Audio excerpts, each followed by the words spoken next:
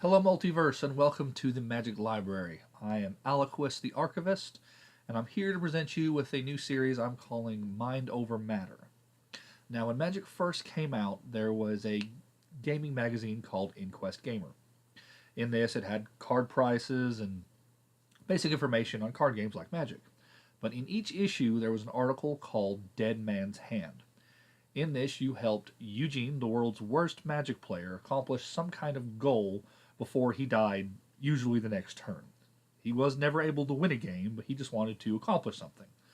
The cards were already laid out for you and the scenario set, and you just had to finish the challenge, if you will. It was like a big Magic puzzle.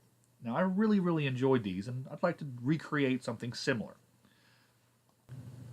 Now, in Mind Over Matter, I'm going to be setting these scenarios in the Commander format for the most part. Reason for this is Commander inherently has more specifications to the way the format has to be done, which I'll explain more later on in the video. Also, instead of using Eugene, I will be using other YouTube Magic content providers as the main characters of these scenarios. The main two I will be using are from the podcast and a YouTube channel, The Command Zone, hosted by Jimmy Wong and Josh Lee Kwai. Two great guys, great channel, great content. They also do the series Game Nights, which is a gameplay video of them and usually two other people doing Commander and other formats like that. A lot of fun, and which actually gave me the idea to use them as the characters for this. Now, this first scenario I'll be laying out will be a full 4-player game, so I'll need 2 other players. I will be using the Professor from Tulare Community College and Wedge from the Mana Source.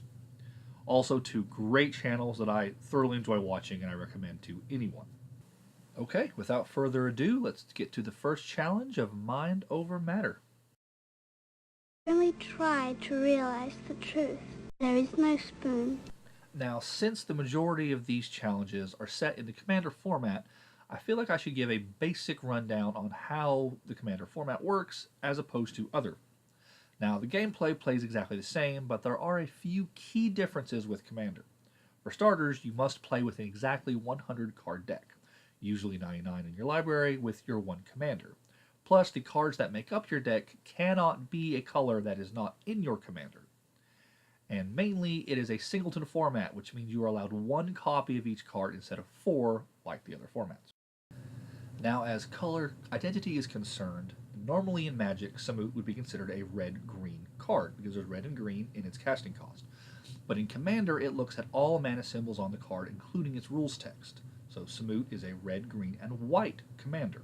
So if you use this as your Commander, you are allowed red, green, and white cards in your deck. Now, besides the Commander, there's also something called the Command Zone. This is where your Commander starts the game, separate from your library and your hand.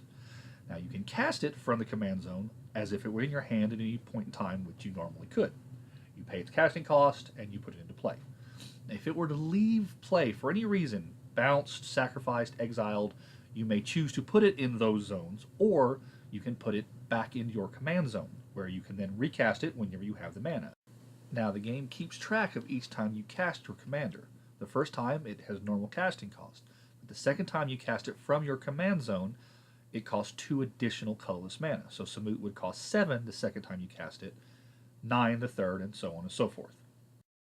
Now, I feel like that's enough information for us to go ahead and start our first scenario. In this scenario, Josh is playing with Arcanus the Omnipotent as his commander that has been in play since last turn. He is currently at 1 life.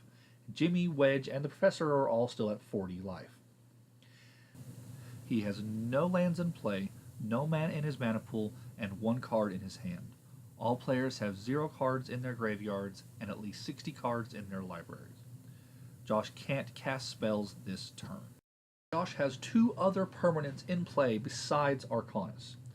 These can be any non-land permanents of your choice, and he must use these 3 total permanents to win the game.